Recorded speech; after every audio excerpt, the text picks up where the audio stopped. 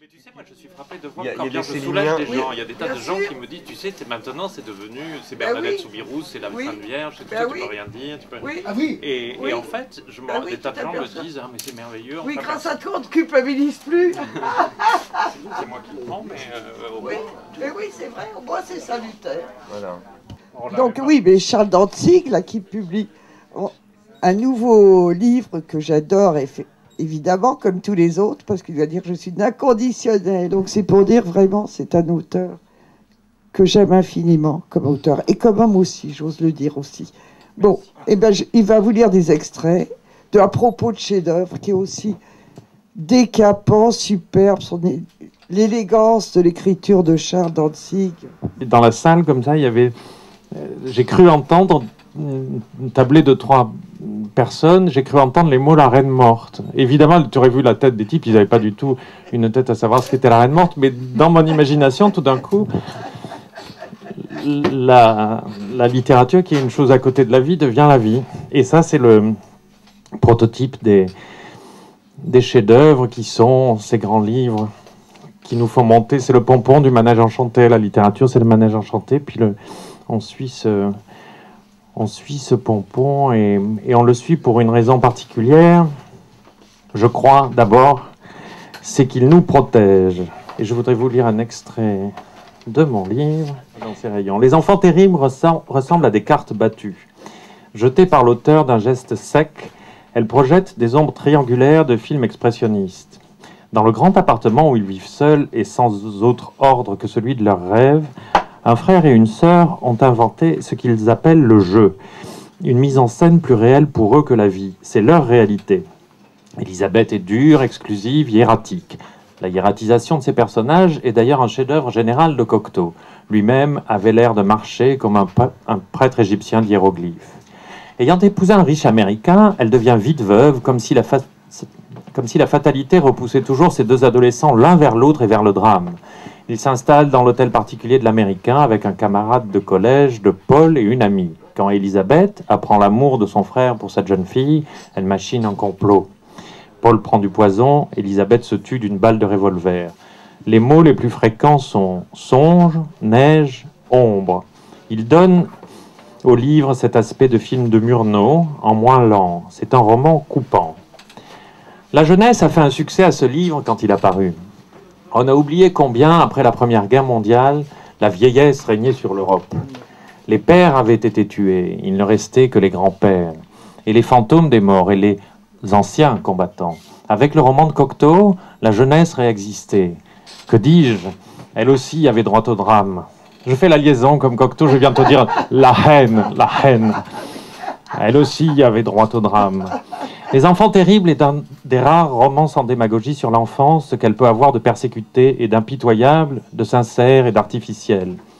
Elisabeth et Paul étaient faits pour l'enfance, écrit Cocteau. C'est leur fatalité. Ils doivent en sortir et ne le veulent pas. La plupart des hommes l'acceptent très bien, en devenant vulgaires. Elisabeth et Paul n'ont pas de ruse, ils n'ont que de la fougue. Et s'ils se protègent par le jeu, ils ne savent pas jouer avec les obstacles. Incapables d'esquiver, ils foncent droit sur eux. Voilà le risque de la jeunesse et ce qu'elle a été reconnaissante à Cocteau d'avoir montré dans ce livre. Ah, qu'il nous manque des princes de la jeunesse, comme on disait alors, des princes littéraires disant à notre jeunesse, désespérée comme toutes, qu'il y a des adultes qui ne sont pas là pour lui opposer des murs, des freins et des baffes, mais qui l'aiment et qui n'ont pas peur d'elle. Qu'elle cherche donc les chefs-d'œuvre entre ses chaussettes mal rangées et ses manuels mal écrits. Ils seront la prolongation adulte de leur livre d'images, l'éternelle chambre dont ils pourront rester les maîtres joueurs, l'armure qui leur permettra de traverser la vie infiniment mieux que prévu. Eh bien voilà, les chefs-d'œuvre, ça nous protège. Et très enfant déjà, ça nous aide à traverser la vie. D'ailleurs, depuis que j'ai écrit ce livre, je me suis rendu compte que j'avais oublié d'écrire quelque chose, c'est toujours comme ça. C'est que on a probablement tous une espèce de chef-d'œuvre matrice, un peu inconsciente, qu'on a lu enfant. Et je pense que ça serait intéressant d'en faire l'étude pour tous les écrivains. Pour moi, c'est un livre qui s'appelle... Je l'appelle toujours Un amour de petite souris parce que je confonds avec Un amour de Swann. Mais c'est un album du Père Castor qui s'appelle, mettons, Un amour de quelque chose de Petite Souris. Il y a Petite Souris dans le titre, je ne sais plus. Eh bien, ce livre, qui est un livre pour enfants avec de grands formats, avec de grandes images et 3 lignes par page en bas, je le lisais quand j'avais, je ne sais pas, 4 ou 5 ans, quelque chose comme ça. Eh bien, je me suis rendu compte que ce chef-d'œuvre est la matrice de tout ce que... Je m'en suis rendu compte après, évidemment, de tout ce que j'aimais, que je serais et que je deviendrais, pour plusieurs raisons.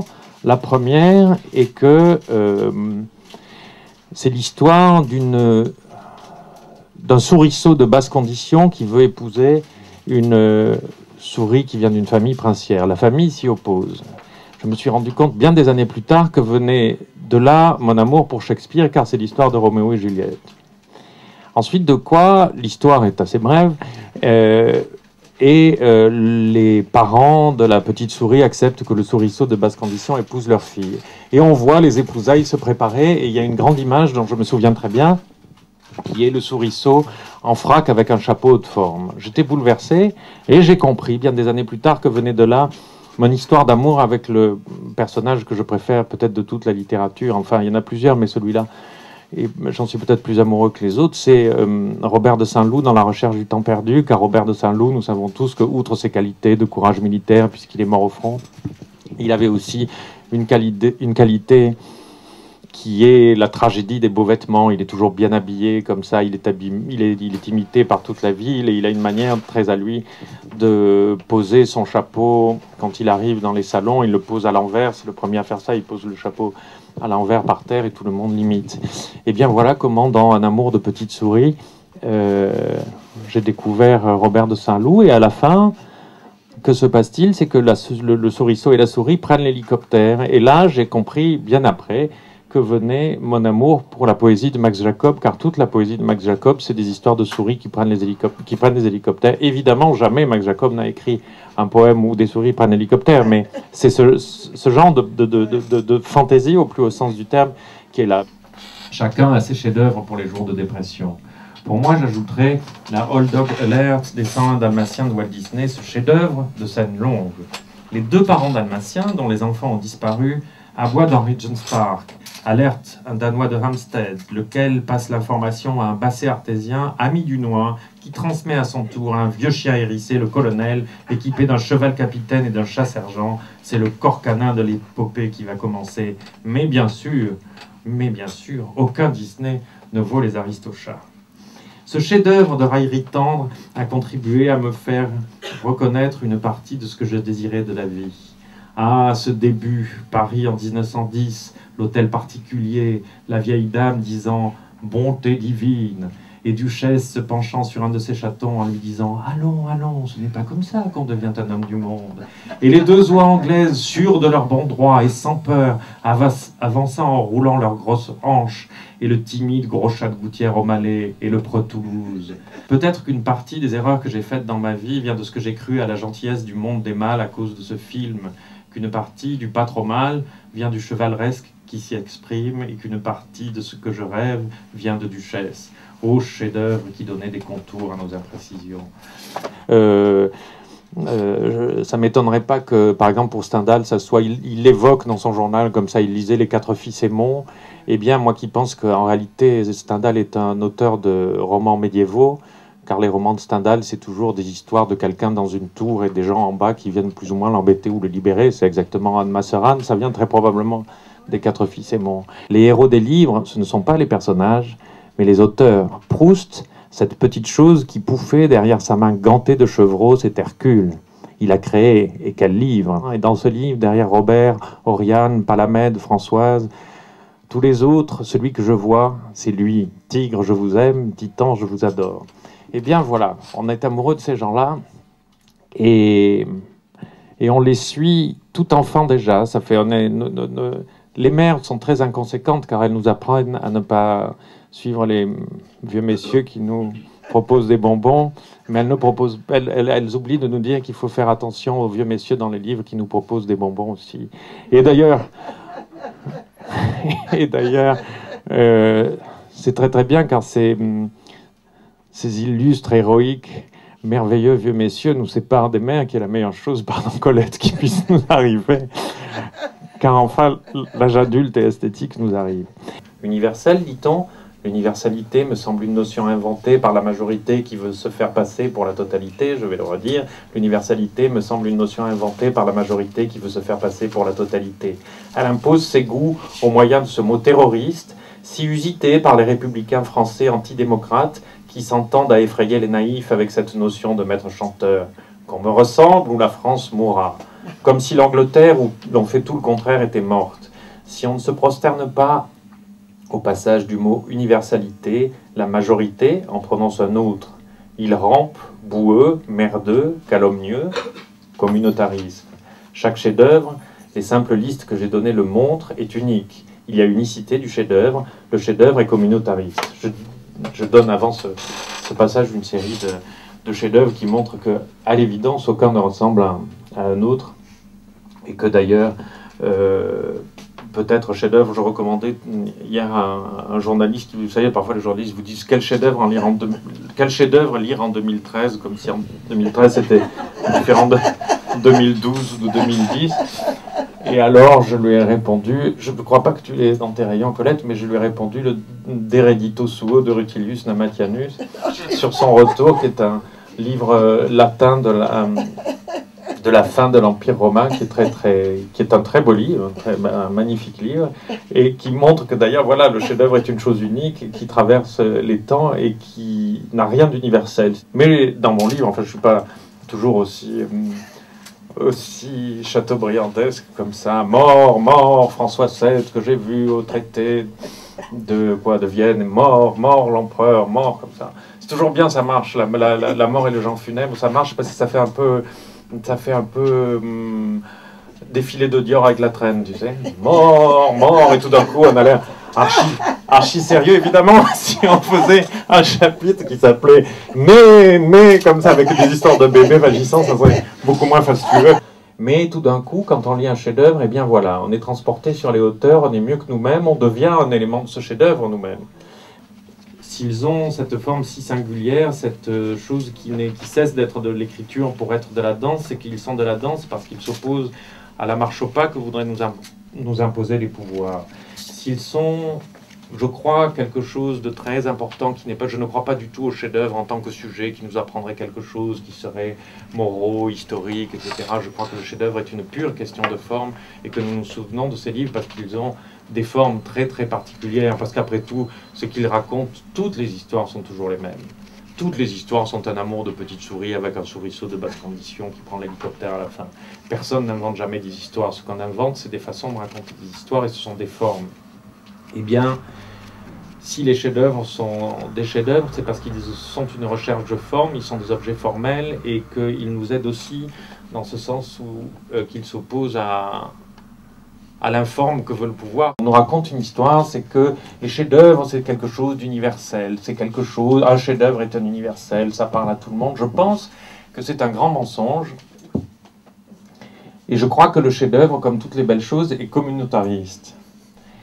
Et je suis pour le communautarisme, car l'universel est une illusion, ou bien c'est une illusion du narcissisme qui nous fait dire que ce que nous aimons est aimé par tout le monde, ou bien c'est une illusion d'obéissance des gens qui nous disent, et qui disent aux minorités en particulier, et tout lecteur est minoritaire, car nous savons très bien que les lecteurs ne sont pas les personnes les plus nombreuses dans une société. Eh bien l'universalisme, c'est pour dire mais aux lecteurs, pour dire aux juifs, pour dire aux gays, pour dire aux obèses, l'universalisme est ça, tu dois t'identifier à ça, et tu dois te modeler sur ça, et tu n'as pas droit à autre chose. Eh bien, moi, je conteste ça. Il y a un chapitre qui s'appelle « De la ténacité ». La littérature change le monde. Elle le fait plus sûrement que le militantisme. Elle le précède d'ailleurs.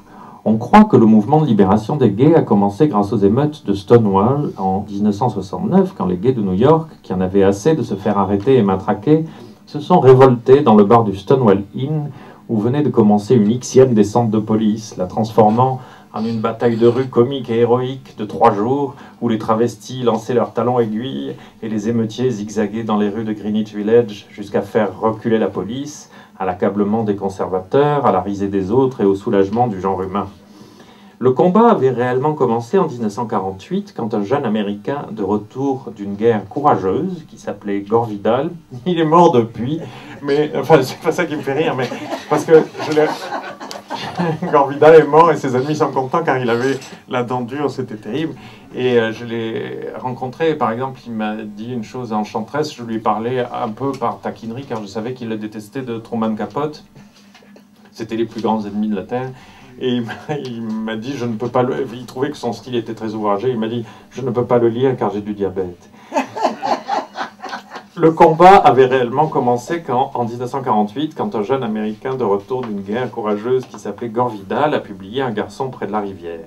Dans un moment d'admiration maximale du machisme, il prenait le risque de raconter une histoire d'amour entre garçons et scandale. Ça n'est pas un chef-d'œuvre, ça, mais les livres qui veulent faire progresser la conception des mœurs renoncent avec panache à la littérature pour aider la cause des hommes.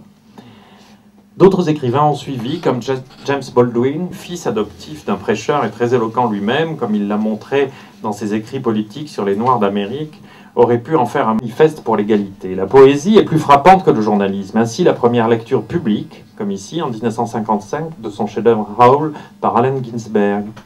Il y parle de son amour pour un homme, il ne le confesse pas.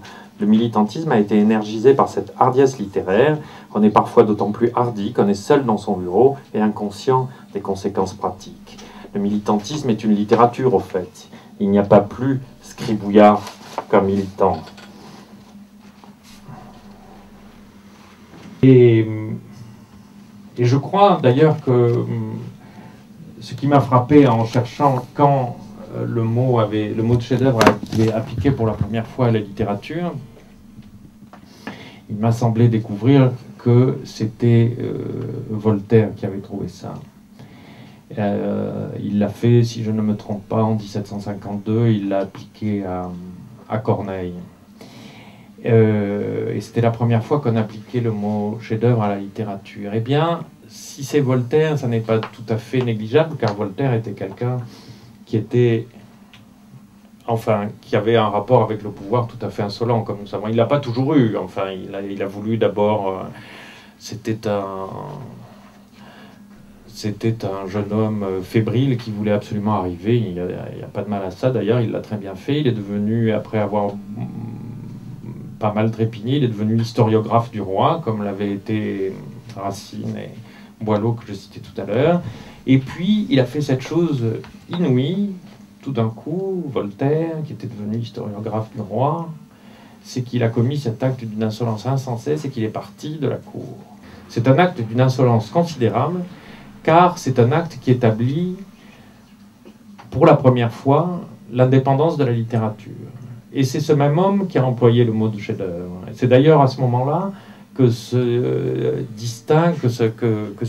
distingue la notion et le mot de littérature qui n'existait pas auparavant. C'est à cette époque-là que le mot littérature apparaît.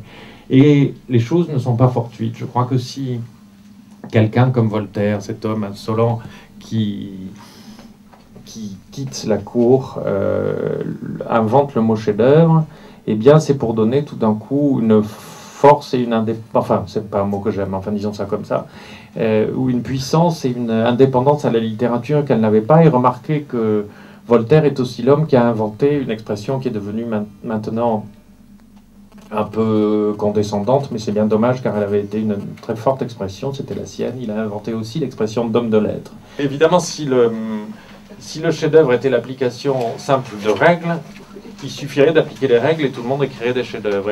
Prenez par exemple le sonnet, qui est la forme poétique la plus réglée, on sait exactement ce que c'est. Et bien pourtant, et pour prendre des écrivains italiens, un écrivain italien qui est mort il n'y a pas très longtemps et qui a écrit quantité de sonnets, s'appelait Zanzotto, était très très mauvais. Et les sonnets de Pasolini, qui ont exactement la même forme, pourtant sont très très bons. Et voici donc, pour finir, un très mauvais poème du roi Louis XIII. Tu crois, ô beau soleil, qu'à ton éclat rien n'est pareil. Ça, c'est un seul vers, donc les rimes sont intérieures. Non, c'est pas drôle, c'est pas... Tu crois, ô beau soleil, qu'à ton éclat rien n'est pareil. En cet aimable temps que tu fais le printemps, mais quoi, tu pâlis auprès d'Amarili? Or que le ciel est gai durant ce gentil mois de mai. Les roses vont fleurir, les lys s'épanouir. Mais que sont les lys aux yeux d'Amarili? de ces nouvelles pleurs. On dirait les publicités quand j'étais petit avec Davida qui faisait brise, tu sais. Mais de ces nouvelles pleurs, l'aube va ranimer les fleurs. Mais que fait leur beauté à mon cœur attristé quand des pleurs je lis aux yeux d'Amarylie. C'était roi de France. Ah. Alors, c'est Romain. Romain. Ah. Romain.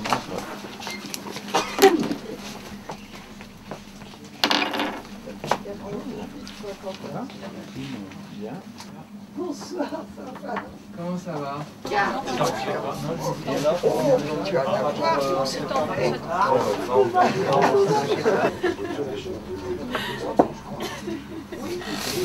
Merci beaucoup. Merci, oui. Bonjour.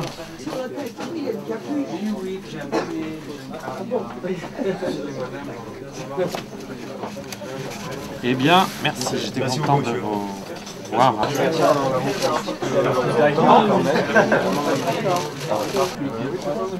Bon, ben alors.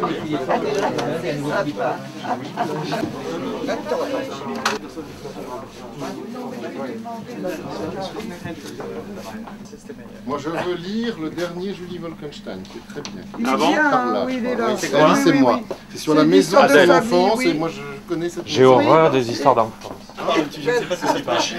T'as vu Adrien? C'est ce que je veux dire. Adrien, il est bon, il réussit à sourire à la photo.